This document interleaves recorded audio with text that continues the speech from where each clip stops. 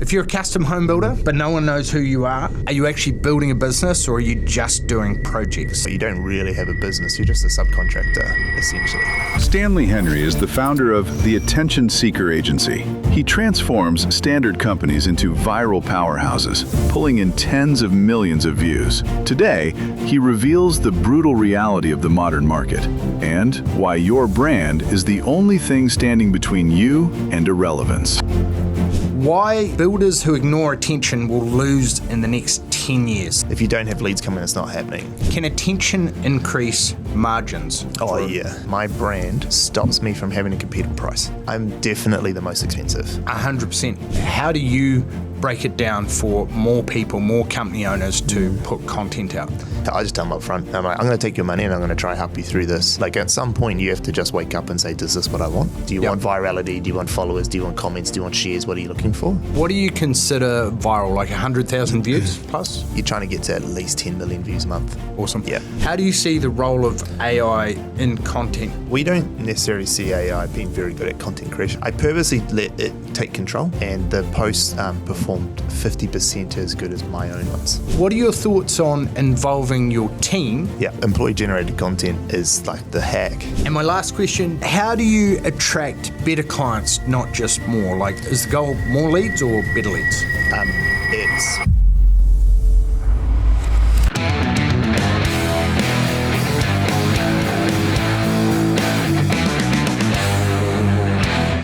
Welcome to the Builders Ladder podcast. You're here with Marti, founder of TPB, and today I've got a very special guest, Mr. Stanley Henry from the Attention Seeker Agency. How you going? Yeah, good, mate. Thanks for having me. Yeah. Dude, so good to have you here. I've seen all your stuff over the last 12 months, and I love it. You guys are blowing up, and attention really is the new currency. For sure. Can you tell me a little bit about what your company does and how you help businesses? Yeah, look, in a nutshell, we make organic content for people. The difference between us and most other agencies is that most other agencies try to make people ads, and that's cool. Like ads work, they do their thing, but that's not how humans actually use the platforms. Like we use it to be entertained and get knowledge and all that sort of stuff. So we make that content, no different to what influencers and creators do, but we do it for brands. And so we help brands become their own sort of creator, influencer type thing, right? And so it's not unusual for us to like take on a brand, try to grow it to 100,000, 200,000 followers really quickly and set up a series for that. But at the end of the day, what you hire us for is to go viral. Yeah, awesome. And what do you consider viral? Like 100,000 views plus? 100,000, we don't look at it like per video really. We kind of look at it as like averages over a month. It's kind of how we feel about it. Because like not every video will go viral and we know that and we test and learn a lot. But like for like a small brand, 1 to 2 million is like a good number per month. Sure. But like total views. Sure. But like for us, that's like kind of boring brands. Like really, you're trying to get to at least 10 million views a month. Awesome. Yeah. I think one of the smartest things that you said was we're basically shortening the feedback loop to get data to find out what's working in terms of big idea, hook, content, CTA, etc. Yeah. So what are you looking for when you're looking at metrics of what's performing well and what's not? To be honest, the metric side of it comes later down the path. I think people over-index the metrics too early and they forget about the story. Yep. And so then they're trying to like make tweaks and they're trying to do hacks, but the hacks are like the 1% stuff that come later on. So initially what we're looking for is like, is this thing relevant to anyone? Like initially in the first couple seconds, does it give me enough context to know what I'm about to watch? Yep. So that's always the first thing we look at. And you can see that the only real graph we'd look at is retention graph. If that starts to drop off really quickly because no one cares, it's obviously not relevant. And then does the structure of it actually show a conflict? Is there actually something going on for people to want to find out what the resolution is? So story structure is super important for us. So that's actually like, it's less about data and less about like actually like you make the piece of content and then you just got to sit back, get someone else to watch it, let people watch it, see what happens. Once that goes through though, what you're really looking for is like initially is always retention is the biggest thing. And then it depends on the goal, right? Like not everything's just about views. Sometimes it's about like, if you got a ton of comments, is that what you're trying to do? Like you're trying to get comments? So is that that could be the same thing. So actually, it just really depends on the goal. So before you start digging into metrics and trying to think, what do I change to make it go viral? First of all, do you know even what you want as an outcome? Do you want virality? Do you want followers? Do you want comments? Do you want shares? What are you looking for? Yeah. One of the things that Sam Gourdet said is, as founders, just do cool shit. Yeah. Like, do you have a story worth telling? Yeah. And I think most people do, because a day in the life, a week in the life does, but maybe they don't think that it's worth sharing or they're notable enough or it's not cool enough. How do you get over that inhibition or that sort of self-limiting belief? Like, how do you break it down for more people, more company owners to put content out? Yeah, it's honestly probably one of the toughest parts of the job is trying to get small business owners or mid-sized companies or founders to actually just start posting about themselves, like making them part of the content, their personal brands. And our company started as a personal branding agency back in 2020, and that's what most of what we did. So we've had a lot of experience, but like the thing is we understand that most people actually can't do it. Yep. They just can't. They're just not going to do it. And I just tell them up front. I'm like, I'm going to take your money and I'm going to try help you through this. Yep. But this is on you at some point. Like at some point you have to just wake up and say, is this what I want? You've seen all the success. Like I can't show you enough examples of how many people, myself and everything. But I'm like really big on like people just taking ownership for their own shit. Like you've got to be able to just realize that like it sucks. I still find it like crap. Like sometimes posts go up and Amy will put something out and I'm like, but I know that it works. Yep. And I trust that it works. And like I'm like quite big on understanding that like there's been so many people who have done it before me. I've done it plenty of times. We've done it for lots of clients plenty of times that I just follow the logic and it'll happen. So really what I say to people is let's just start small. Let's just start really simply. Like just do the smallest amount of things, just get some reps on the boards and get through it. And I'm just really upfront with them. Like you're going to get hate comment. Like the first time you start putting content, your mates are going to give you shit at the pub. Like they're just going to rub you up the wrong way. And you've just got to get through it each time. And eventually people start to say to you like, okay, how are you doing this thing? Like I want in. Yeah. Like one of the masterminds that we're in, Cole Gordon, he posted the other day, he was went to the same high school as Logan Paul. Okay. Yeah. And Jake Paul. Yeah. And he was like, man, we thought they were dicks running around, filming themselves, and then he reckons he's left tens of millions of dollars on the table. If he'd started back then, where would his company be now? Oh, mate, I think about that every time. I wish I started. Like I tell these guys who are 22, like Amy's here today, and I tell her and all the rest of the 22-year-olds, if I could go back and start when I was your age, shit, I'd 100%. I'd already be retired. Yeah, 1,000,000%. And the value of building a personal brand, you look at the most valuable brands in the world and you look at their social media following, Kim Kardashian, LeBron James, everyone else outperforms like Estee Lauder or Coca-Cola or whatever, or whatever company brand. So what would be your top 3 tips for people to get started and create a compelling personal brand? Yeah, I think those are kind of 2 different questions. Getting started is like what we just saying before. You just got to do it. You just got to man up and get it done kind of thing. There's really no other way around it. And start small, start putting things out. In terms of a compelling personal brand, first of all, it's like understanding like what is that actual goal.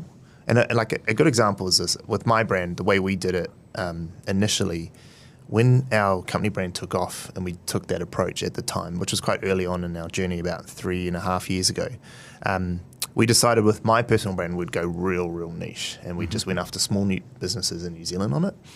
And so I wouldn't call that compelling at the time, like it wasn't a compelling thing, but it was super effective, and actually for some people that's still good. So what that really taught us is rather than going, it doesn't always have to go super viral. What it has to be though is like, do you know who you're talking to and why? And do you, when you put out content, do they resonate and is it relevant to them? So a lot of the content I try to put out, I kind of go, the target audience I'm looking for are just a bit below where I am at. And they kind of go, no, he's the next stage. Okay, cool, I'll listen to him. So like, that's a real easy identity piece for people to grab onto. And so if you're trying to figure out who is your brand, well, first of all, who are your audience? And then once you understand who your audience is and what they're wanting, be that thing. Yeah, I think we have spent a lot of money on paid ads. Like we probably spend 250 to 300 grand a month at the moment. But it's made us lazy on the content side. And now we're like, holy shit, like we have a great program. We have epic coaches. We get great results. But you almost feel like a little bit of a used car salesman, ad, as opposed to putting out what we're doing, the mistakes that we're making, how we're failing. Like we've gone through 4 CMOs in the last 2 years. We're in interviews for another guy or lady at this stage, and you're just like, we're fucking up left, right, and centre. But we're not sharing that. It comes across as the polished, you know, kind of guy, and there's a lack of, you know... Relatability? Exactly. Yeah. So that's why we're focused on the next 12 months creating a great, you know, personal brand and organic content as well. So what are your thoughts on involving your team? Yeah. Because we have close to 100 people now in it. Yeah, no, I'm all for it. So employee-generated content is like the hack. You know, if personal brands, if everyone talks about personal brands the way that we've just done for the last 10 minutes, 15 minutes, is that how important a personal brand is. Well, what if you could just multiply it by the number of people you got in your team? And actually, like, the people who follow me are different to the people who follow my team. Yep. And because they relate to them differently, right? Yeah, and their roles are different in the company. Exactly. And they're like, well, I want to be a creative director. Well, exactly, right? And if let's say you had your CMO, let's say take your company and you had a CMO, you might relate to me in my journey, or we might relate to each other, but like your CMO might relate to my executive creative director. Yes. And actually that's still good because a CMO still has budgets they can spend, right? And so when we think about the enterprise clients we have, the CMOs or the marketing managers or social media managers, they don't relate to me, but they relate to my team. Yeah. And so like even though you're going after one audience, the person who makes the decision isn't always just the CEO. Yeah. So there's pros and cons with that. So the pros far outweigh the cons. The cons I see are potentially, if they leave, they take the audience with them. So people in the past, not naming names or anything, but would set up separate Insta and Facebook profiles. So it would be Rachel at the professional builder. It would be Amy at the attention seeker. Do you do that so that or do you just have Amy at her natural? I don't agree with it because I think people sniff through it and understand it. Also, it becomes part of the job. Great point. And I think if it becomes part of the job, now I'm paying you to do it as like a part of your workload. And so I have to really account for it. What my job is actually, the way I think about it is, how do I influence my team to just want to do it anyway, because it is beneficial for them and their long-term career. But I get the benefit of it happening. And actually, like I had a boss a while back when I was in my hotel days, and he taught me that like what he wants to be known for is a leadership factory. That he wants everyone in the business of hotels to realize that if you go work for Rob, you'll become a GM. 100%. And so like his thing was like, I don't care how many times I lose people and they go off and do their other things. I want him to be known as that guy. So I get all the best talent in, and then, they might go off and do stuff, but he's now area GM anyway. So all those GMs probably work for him still, technically. So that's kind of a similar approach. Like I've had heaps of people come and go, but they're all ambassadors for us out in the market. And if they've got brands built, people are like, oh man, they came from Attention Seeker. And so many people who apply for roles for us, who are these super talented kids, have seen that transition and they want it too. We see ourselves as a personal development company. We're massively, we invest very heavily into our training, masterminds, mentoring of our team. Awesome. And you don't grow your business, you grow your team. And the team grow the business by implementing the right. So that's exactly it. And if they build personal brands, like, you go to 100 people, like that's massive. Like 100 people like doing that and building that and learning it. It's epic. 100%. So I love how you share some of your failings. Like I've been fired 3 times and I'm still here doing better than ever. Tell me a little bit about your background. Where are you from originally? So I'm from Manadua, out South Auckland. South side, represent. Yeah, you from there as well? No, I'm about as far south as you can go. Oh, really? I'm from Stewart Island. Oh, fuck. You're deep south. 6 fingers, web feet. I love it. Yeah. I thought something was off. I'm from Manadua. I grew up South Auckland my whole life, and I took off in 2008. I was a 21-year-old. I took off to Australia, as most of Kiwis do at that sort of age bracket, and I got into hotels. And so I had 12 jobs over 11 years working in hotels. I sort of became a bit of a Mr. Fix-It. Got sent into hotels to fix them up when they weren't doing too well, or food and beverage departments. Got a bit of a name for that. By the last point of that journey, I kind of just got a bit over, I guess, owners of hotels just saying like it's never enough, essentially. Like, the last owner we increased their EBITDA by like $1 million a year from like 3 to 4 essentially, so like a big chunk Awesome. on their thing, and they were still not happy with it all. And so I just realized that was what it's going to be. Like, and I understood their perspective. I understood what it is to be a business owner, like always consistently push. But I was like, well, why don't I just do that for myself? Why don't I just figure it out? So I came from hotels though. I learnt business through that. It was like the best education of business. I think in hotels, what you learn, because you are genuinely managing the entire business and you actually get given like almost full control of running the business too. I learned just shitloads. And then what that taught me when I started this business is that like I actually know way more about how to run a business than most small business owners do, because they just don't get that education. They either come from a trade or from like a technical background, and then they're really good at it and they do it. Probably why like your business is doing so well, because that's typical pathway for people. So I was actually real stoked that I got that, and I didn't realize how advanced I had got from learning all that. And then obviously came back over, moved back to New Zealand in 2019, October, so like a few months before it all shut down. And I just started building my LinkedIn brand. I learned how to do it through like coaching company in Australia. We'd done it for the hotels. It was super successful doing it for hotels. I brought it back to New Zealand, started doing it, didn't know what the business was going to be. And then once lockdown hit, everyone started asking me like, Stan, can you help me with this stuff you're doing on LinkedIn? Because we need to, meet people, talk to people. And so I just doubled down on it. I didn't want to be a coach at the time. I wanted to build something and, build a team who did some stuff.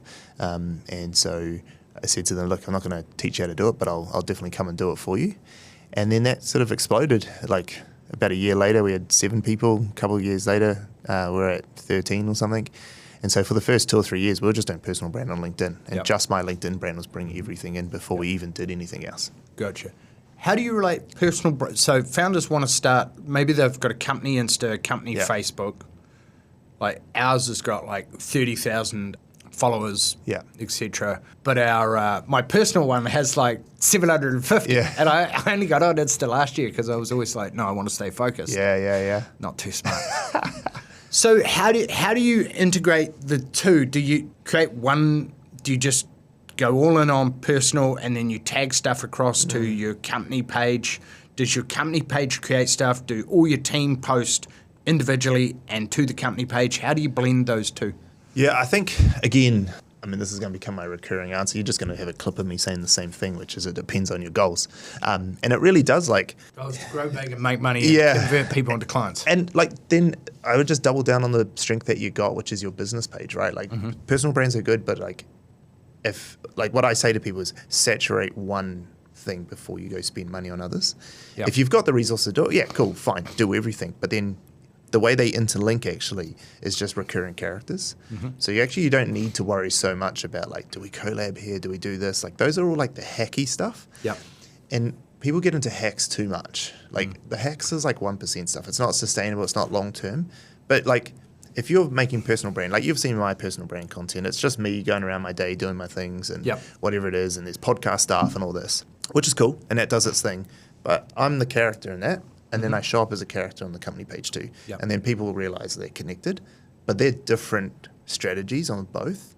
So like it's a real humorous page on our attention seeker page. It's all fun and whatever. And then mine's a little bit more like my journey, a bit more serious. And so people get to see 2 sides of the same coin from that thing. So my advice for people is just understand that like you're linked because you're linked because you're the owner of the company and your character and, in my bio, I've got the @ for attention seeker and stuff. So people know that's connected if they want to find out. But I go after full different audiences. I don't try to go after the same audience as the same one. And like for you, your audiences, there are actually different audiences. Like, because like I was saying before, there's like different people who make the decision inside of a business sometimes.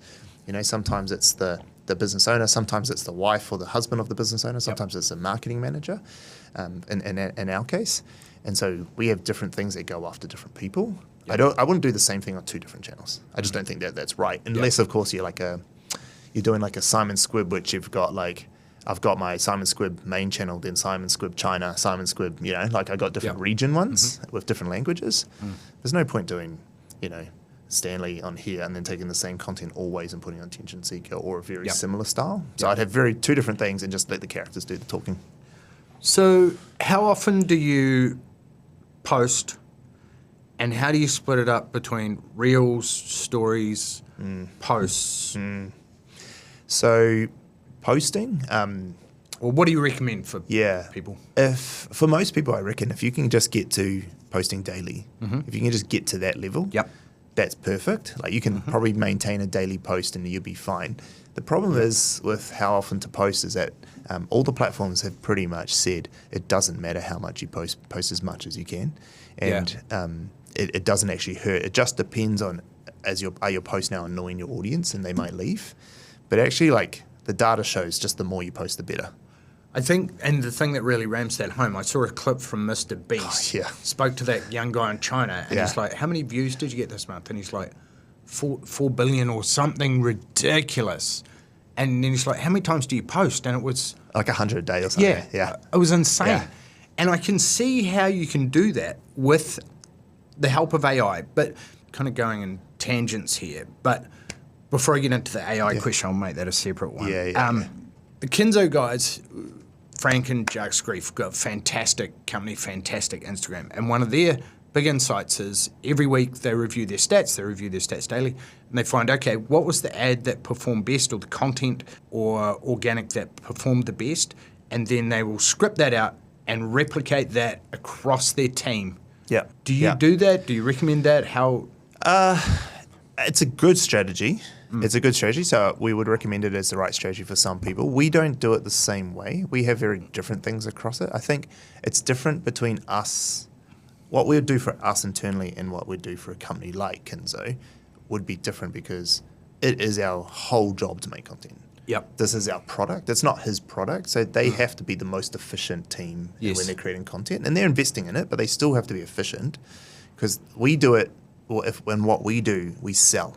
They're selling a whole other product. Yes. I think it's a great solution for them because they're going, okay, this worked. Now let's not waste all this time ideating. Let's just put it across everything else. What my advice for Kinzo and what I've always thought they should do is they should stay on one series for longer. They change too often. Yep. And the reason why they're changing is because they do, and lots of people do this, they do an idea. I've got this good idea, we should try it. They do an idea, it goes well, they'll do it 5 more times, the same idea. What we try to do is create a series. Right. Something that can stay forever. A really good example of why this is the best way to do it is that Carby Lame just sold a bunch of his company for $900 million. Jesus. And Carby Lame does the same thing every time. He does the same video every time. He's been doing it for years. The same action, same thing. Awesome. That's why. So, and actually we've done the same. If you watch back how Attention Seeker grew, we ran out series, and the only reason we changed the series is because we actually had to test stuff because we test on our platform, sell to clients, how we do stuff. So every series we did will jump up by 200,000 followers or something. You know, we did it on TikTok, proved it there, then we did it on Instagram. Like, I wish sometimes that I could have just stuck on the one series, but we needed to test things. And so what I would say to people is that instead of like necessarily like always trying new ideas and tweaking, how about just stay on one series and tweak that series to get better and better over time? So by series, do you mean like a day in the life, a week in the life, documenting client case studies, or? Could be. I mean, one of our series was Joni rage baiting me. Dude, how good was that? Yeah. That was how I first read. That's a series. That lives in my head. Yeah. Like, I must have watched that 5 times. The one where you're like, you're saying work smarter and harder, but you want me to do both. And it's like, well, why can't you be smarter? Just go read a book. And then she's like, during work hours, and fuck, I must have watched that. I must have sent that to 10 people. Right, that was brilliant. That series was great, and like the reason I loved it so much. So we knew I had. So Joni has gone off to be an influencer on her own. Yep. And I knew that was going to happen for a while, and so we started that series for 2 reasons. One, because it was super easy to produce. Yep. It took as long as to make as you watch. Awesome. She just did the thing, done. Yep.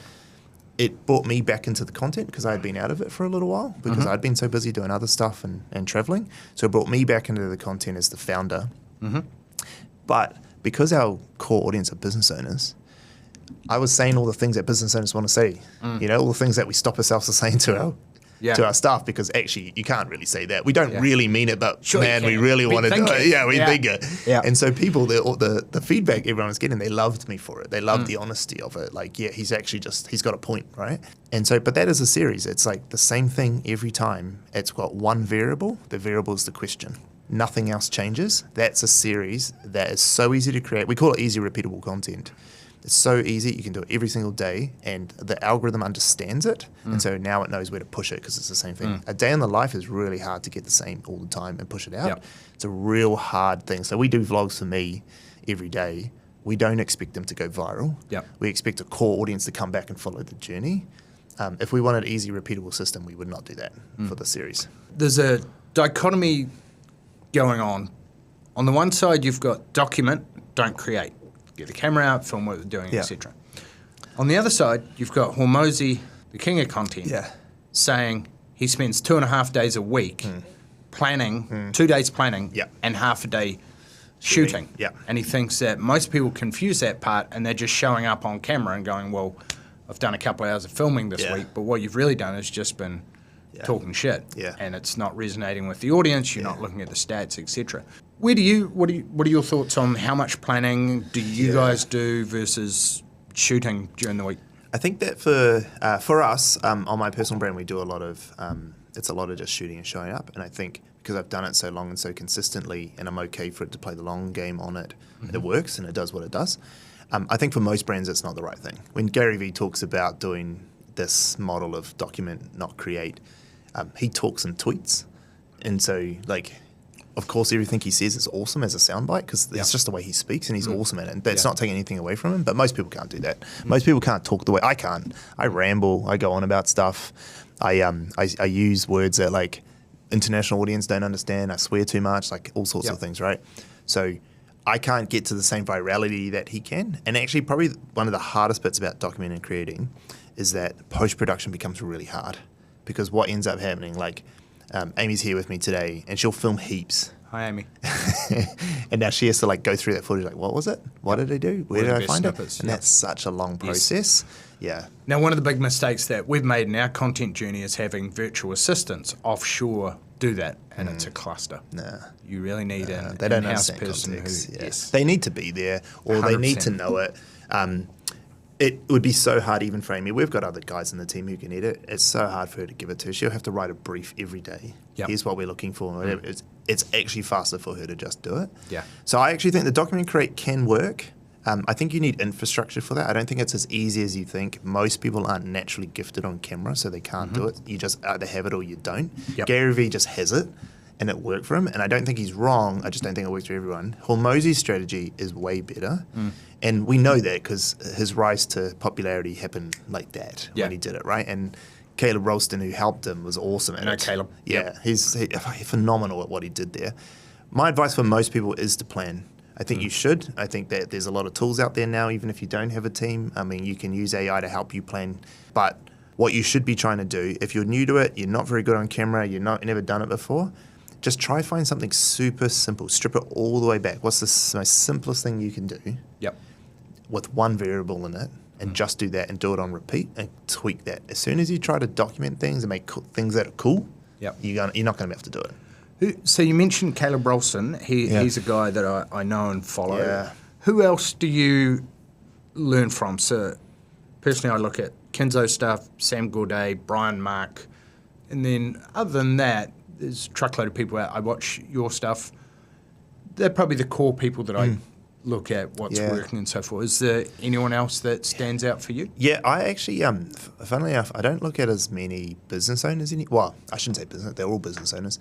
People who are entrepreneurial brands, I don't watch a lot of that or anything for my content. I actually watch a lot of storytelling content, like people who are talking about movies or TV shows or script writing or things like that. And it's a weird thing, but I prefer it anyway. I just got a bigger interest into that. So I watch a lot of that, and I watch a lot of people who talk in the creator economy space. So like Colin and Samir are an awesome channel to watch. What was it called? Colin and Samir, Samir. That sounds familiar. Yeah, they're huge now on YouTube. They are probably like the epicenter of like the creator economy on YouTube. And they talk to everyone. They do a lot of like Mr. Beast and whatnot. Right. They're a very cool channel, very educational. They offer a lot of help. So they're a really cool one. And then I watch like a lot of just like, this is probably the geek in me. I watch like video essays on movies and story. Yeah, and I actually think that like when you really understand story really well, when you're pulling up a camera just to take videos of yourself, you start to think, okay, How am I setting this up? Am I giving context? Have I got structure here? How am I giving catharsis at the end of the story? Some people are just good storytellers. I was not one. You can learn this stuff. Yeah, Like the best, 100%. one of the best things that I've listened to probably a couple of years ago is Mr. Beast being interviewed on Joe Rogan for 2.5 hours about how he learnt and how it's a science. Yeah. It's an art as well. It's an art, yeah. And there's a science behind it. I think it's like kind of like some people are gifted at sport and just go off and do it, but some people, like other people, just work their ass off and just become good because they've just 100%. done the reps. Yep. And if you don't count on being the gifted one, because you're probably not. And if you are the gifted one, you're already probably successful, so you would already know. If you're not already successful, you're probably not the gifted one, so just work your ass off. Yeah, 100%. Yeah. So our audience is custom home builders, remodelers, and building and renovation companies throughout the US, Canada, Australia, New Zealand, and the UK. Yep. So I've got a few questions here Yeah. that I want to fire your way so we can Cool. help our members in our audience. So why builders who ignore attention will lose in the next 10 years? So if you're a custom home builder, Yeah. but no one knows who you are you actually building a business or are you just doing projects? So Yeah. give me 100% you're just building projects. You know this as well as I am. Like, they're just building projects because there's no equity in the business, actually. There's nothing there. If you don't have leads coming, it's not happening. exactly. And if you have to go and fight for every new lead you got, you don't really have a business. You're just a subcontractor, essentially. So what would you say to the builders who wear it like a badge? Dude, we don't have to market. I Yeah. just get referrals, get great word of mouth. Yeah. How's that downturn in the economy going for you? Exactly. But they're all Dude. stressing, right? Yeah. But the ones who have brand aren't. Because when a downturn in the economy happens, the whole market's not gone. Just a big portion of it is gone. And so someone's got to be taking the jobs. Well, it's going to the guys that have the brand. 100%. If I'm a custom home builder in one city, why does attention matter? Oh, even more so in one city because you don't have, like, there's a thing to size. So size, like, the bigger you are, the more that comes, actually, because your brand just is everywhere and there's word of mouth and as your staff grow.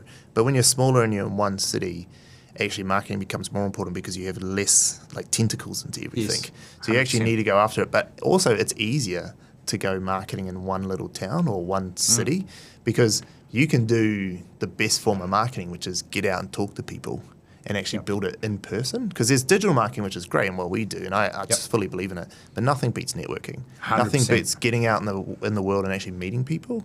And if some of them actually are doing that, they just don't realize that that's what it is. And they just need to ramp it up. They just need to go to more things.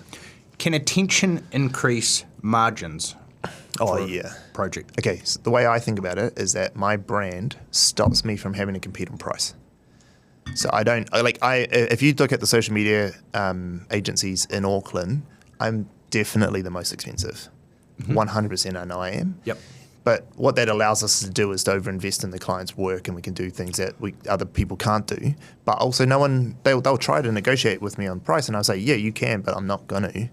Because I told you I know what it's going to cost to do this and what we want to do. If you want And to we work, have the success behind us, the track record, exactly. and it speaks volumes. So you don't have to. You can go to the other guys Yeah. down the road. That's all cool. Go for it. Yeah. But like this, we're not going to negotiate. The proof is in the pudding. Yeah, yeah, and that's it. Like especially in construction. The thing in construction is that like, what does it cost you if you do a bad job? If they do a bad job, everything, right? So like, you want to be able to go with someone who's trusted, and if someone's got a huge brand and attention, their company will die really quickly if they do bad jobs. Because the bigger you are, if you do bad things, the faster you'll fall. So if they're successful and they've got a big brand, that says to you they're not doing bad stuff because they would have fell. 100%. And brand allows you to charge more because people come to you like, this is the guy, he does exactly the kind of projects that we want in Remuera. We're doing a remodel, renovation on our house at the moment, and it's like, who's got the best content and the exact kind of projects that I've seen and whose team have I seen that I can trust on site in my house, etc. 100%. So what should builders actually post? So if you owned a home building company in Auckland, what would you be posting? Yeah, I love this. I think for like the good thing with builders is that in New Zealand and Australia at least, and I can't really speak to the rest of the world, but especially in New Zealand and Australia, like they're known as the larrikins of the world. Like they're the funny ones. And that sort of humour's expected almost. The lads who are doing the things that they do. So I think there's a really good opportunity to just be humorous and be funny. I think that's a really cool one. Yeah. I think people will actually some people go, well, I want people to take me seriously for my building. And it's like, they will when they see your website and all the work that you do. 100%. But it's the fastest way to it. I think you've just answered question number 2. Should builders show projects or personality? Yeah, projects are a sales tool. Yep. I think that there's a difference between marketing and sales. Showing how good your projects are is due diligence content, right? I'm going to look at it and go, oh, fuck, they can actually do what they say they can do. This is awesome. Yep. But it's not discoverable content. Like, I'm not scrolling through Instagram, man, I really hope I see a really cool house build. Yeah. Like, I don't care. Exactly. But if I'm going, I actually need to go do a renovation on my property, and I've seen these guys who are really funny, let's just go check their work. Because just because they're funny doesn't mean anything. But I know them, so at least let me go check their work. Oh, their work's awesome on their website. Cool. Yep. So I still think you need that content because it's due diligence stuff, but it's sales content. It's not marketing content. Yeah, and it's that authenticity that we keep coming back to. So how would you turn job site content in a project into authority? Job site content into authority, that's an interesting one. I would, I think that there's a couple ways. I think actually, like, other people's normal is fascinating to other people. So what I mean by that is, like, what people do on a job site, there's like things that you just know you don't realize that no one else knows. Like your everyday knowledge, that curse of knowledge that people have in their industries, that stuff's fascinating. Yeah. So like there's stuff that the boys on or the girls on the job, like they do things that they don't think anything of. But if you told everyone that's how you did something, it would go off. 100%. So I would rather go to a job site and say, don't tell me like how you're planning this big project. I don't understand that. It's too big. But like how you like, I don't know, measure something because of something that I don't know that makes sense to me. Yep. When you start to explain your normal to the world, they'll get it. And then that's a real easy repeatable content because, okay, what is some like building hack, for instance? Yep. Just do a building hack every day of something that you do. You know, builders all have their different ways of measuring stuff. Like, I know a bunch of mates who went to school and building, like one of my mates on his hand, different hand positions, he knows exactly the centimeters that they are kind of thing, right? And it's really stupid. He's like, 22 centimeters, 14, you know, like, and so he's like, I don't need a ruler. Like, I know exactly.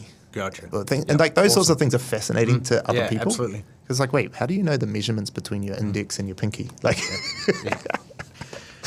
How do you attract better clients, not just more? Like, is the goal more leads or better leads? I think they kind of go hand in hand, actually. Like, if you're going to go after better leads, I mean, it depends. If you're running ads, you probably want to just set up your ad campaigns to get to filter more and more and get into better. And that makes a bit more sense. You probably don't want to buy a bunch of dumb leads with ads. But when it comes to organic content, that's a bit different because you're not really filtering them the same way. So you probably just want volume and then you need some other way to filter them as they come through the pipeline in that place. But I think actually what you end up doing is you can be, the bigger you get and the more attention you get, you will attract the big leads. What I always say to people, and what I've noticed over all the years that we've done this with our clients, is that you don't even know what a good lead looks like until you go viral or until you start to build a brand. And someone will knock on your door and be like, it'll just blow your mind. And a real good example for us is like 4 years ago when One New Zealand knocked down our door. And we're like, hey, can you take on this thing? From before that, we were doing like all small businesses. And then we actually had one of the biggest companies in New Zealand knock on our door.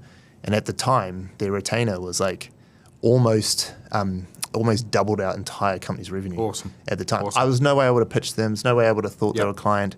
But because we built this brand, they came and told us what we could do. And I think that that's the thing that would change people's lives. If you went viral as a builder and you're used to doing, you build these properties out in Auckland that maybe sell for $1 million, but you build up this brand, all of a sudden you'll get some guys like, hey, I've got this $12 million build I want you to do. And it just changes your world. 100%. And you would never even know you could have done it.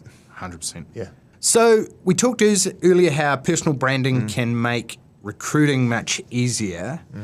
How can attention help building company owners attract better carpenters, better project managers, and better tradespeople? Yeah, I mean, look, I think most business owners think that they're the one in power when they put a job ad up because they're like, look, I'm going to pay you money. But actually, like, people have options today. Like, actually, even though when job markets are tough, actually people have a lot of options, especially in, like, English-speaking worlds at the moment. Like, there's a lot of options. Like, the fact that, like, a bunch of my team make, a few $1,000s a month extra on the side doing other things in their personal life means that, like, they're not dependent on me. Like Yep. if I got rid of them, they could just go off and be like, yeah, fine, I'll just go do some other stuff. Yep. So even carpenters and that, like there's so much work out there anyway. You actually have to give them some reason to choose you. Yeah. Like money's not enough anymore, and you can't pay them more all the time because the job becomes unprofitable and whatever. So actually, people want to work for people that they like. They actually really do. Like people want to work for someone that they can believe in, and there's a vision behind it, and there's stuff doing. And if you're showing them that online, they're much more likely to choose you over the next guy. Yeah. And then there's also the parasocial thing, right? Like people think they already know you. So they're coming to 100%. the interview going, I already know this guy, he's awesome. 100%. 100%. That happens all the time in our interviews. Yeah.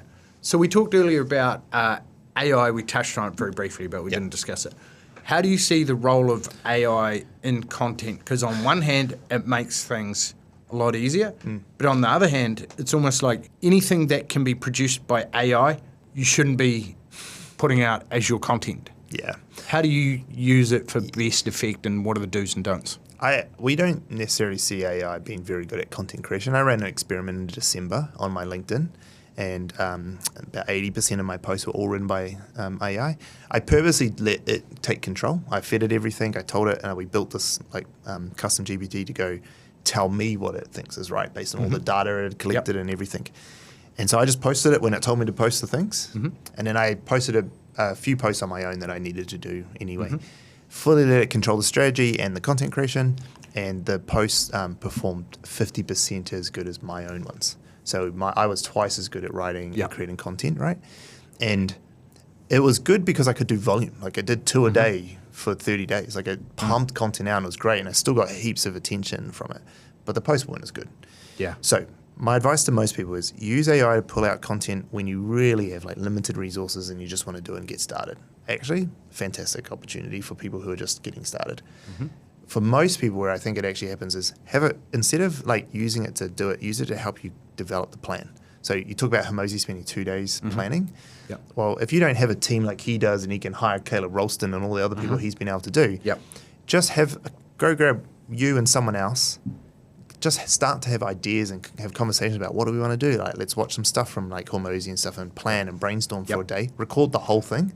Take that whole transcript, chuck it into chat, and then go make sense of this and give me some directions. And then start having the same conversation now with chat or Claude or whatever you're using to flesh the ideas out. Get it to help you plan, and then you go off and execute it. Awesome. And I think like, you know, me and Amy do that a lot, even for our vlogs. Like it's like going, what is the story today? Like and all that, and how we work through it. We have AI help her figure that out. But then she has to go and make it. And so even with the written content, like I don't either I write it or if I write a piece of content on LinkedIn, I'm probably using AI, but I'm working with it as a structure. And I'm talking to it, I'm giving it all my unfiltered thoughts, and it's like, here's how you structure that. Otherwise, I'm giving it to, I have a copywriter who writes all my stuff. Perfect. I love it. Yeah. So what options do you have for people who want to improve their social media, they want more attention? What are the different options to work with the attention seeker? Because we saw you've got a $5,000 for one day that I'm keen to put our team through. Should I attend that as well? And then can you explain a little bit about that? And then what are the other options? Yeah, so our cohort intensive program that you're talking about is awesome for small businesses who don't want an ongoing commitment and probably can do it themselves. What we teach people in that is like develop that easy, repeatable system that I'm talking about. We have people, you'll do that, you'll go and execute it. The guys who came last week, one of the series, they went straight into it on Saturday, Forge Innovation NZ. Are already there, like 500,000 views after not even a week yet. Working. And so like that's what we do, help you create that series in that cohort program. Outside of that, the best way to work with us as an agency is we take over. We just come in and take over. And we've got different ways to price that out. And what are the different levels and ranges from the bronze package to the platinum, make me a celebrity, do it all for me, I'm all in on this? And can people change through it? Can they start on the tin or the copper program and level up as they see success? Yeah, absolutely. For most people, your onboarding fee is probably the biggest hurdle that you got to get over. That costs anywhere from 20 to 40K with us, depending on what it is. That's the first month. And then from retainer, honestly, we have retainers from 60K down to 2K a month. And the difference is based on like actually what is your budget. Yep. Because there are ways to create a piece of content for $40 or you can make the same piece of content for $4,000 or $40,000. It all depends on like who's the talent in it, who's gonna like what's the production level, all that sort of stuff. So what I say to people is the retained piece of work, we're going to work to the budget that you have. Most businesses probably that you talk to are probably somewhere between the 5 and 15K a month range. Cool. But however, we got some businesses who are doing 5 million views a month on $2,000 a month. They don't get much say in what the content is. We tell them, hey, you haven't got enough money to tell us what to do. We're going to tell you what we're doing. And then we've got clients who are enterprise who we just literally do it all for. We take over, and that's at the 50, 60K range. Cool. But at the 5 to 15K range, like you're still getting, we're working collaboratively with you. We are your content creation team fully. Awesome. I reckon that's probably enough for most sort of small, mid-sized companies doing that. Up to probably 100 mil companies, that's probably all they really need. Awesome. They don't need more than that. So I'm going to ask you 2 last questions. Yeah. One is, how do people get hold of you? How do they get hold of your team if they want to have a chat and they want to reach out? Oh, mate, just most people just come through me somehow because my brand's out there. So just Google Stanley Henry, you'll find it. Okay. Or Attention Seeker. It's the best way to do it. Cool. But look, hit me up on stanley@attentionseeker.com is my email. You can find that everywhere, or my LinkedIn. Those inboxes are all managed as well. I'm pretty hopeless. I noticed as I walked in here, you messaged me last night. Bro, yeah. And I didn't even see it. My team were off. I know. And I was on the way here and the team hadn't started, so they haven't replied yet. So if you see that message, you don't need to reply because I've seen them. Yeah, sweet. So if you get through to me, I'll get back to you during business hours. We've got a pretty, the guys will look after it for me because, as you can imagine, you know what it's like. When your brand starts getting out there, everyone goes. But the best way to get hold of me is through my email. My EA will take care of it. Perfect. And my last question, do you have a guide, a resource, an offer, a lead magnet, a world-class training, something that you could give our members and our audience today that's going to give them some insights into either tips, how to perform best on organic and content, or going to help them get into we actually action? The funny thing is we actually our newsletter, Your Attention Please, is the only place on our content system that we actually talk marketing. Sure.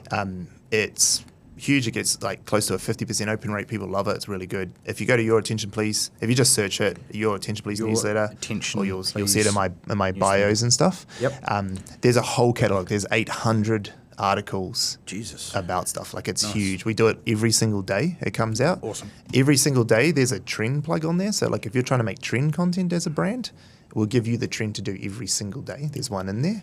So that's the this versus the keep this, throw away that. Yeah. Heavy metal, Iron Maiden versus Black Sabbath versus etc. We give you stuff every day to work on, and then there's all these other things. So there's a ton of resources. We give it all out, tell you everything. There's heaps of articles about me specifically telling you how to do a particular thing. And then, so if you're in that, honestly, it's so much. There's so much stuff that we've done, and they aren't.